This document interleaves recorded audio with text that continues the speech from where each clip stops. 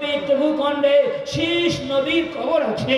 এই ভারতবর্ষে পবিত্র ভূখণ্ডে প্রিয় নবী জনাবে মুহাম্মদ রাসূলুল্লাহ সাল্লাল্লাহু আলাইহি ওয়াসাল্লামের সাহাবাদের কবর আছে। এই ভারতবর্ষে পবিত্র ভূখণ্ডে দুইখানা নদী প্রবাহিত হয়েছে, একটার নাম গঙ্গা আর একটার নাম যমুনা।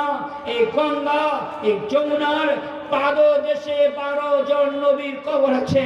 এই ভারতবর্ষে পবিত্র ভূখণ্ডে নিজামউদ্দিন আউলিয়া, মঈনুদ্দিন চিশতি, আশরাফ আলী থানভী, রশিদ আহমদ গাঙ্গুহি, ইসমাইল শহীদ, হুসাইন আহমদ মাদানী, কাসেম নানুতুবি, ইলিয়াস কাওয়ালবি, মাওলানা আবুল কালাম আজাদ, মোহাম্মদ আলী, শওকত আলী, নিসার আলী, গোলাম মাসুম আবেদ জামিল, তারা এই ভারতবর্ষে পবিত্র ভূখণ্ডে তারা জন্মগ্রহণ করেছে আর তারা সমাধিস্থ হয়েছে। আজকে তাই তিনি পদে বলতে চাই,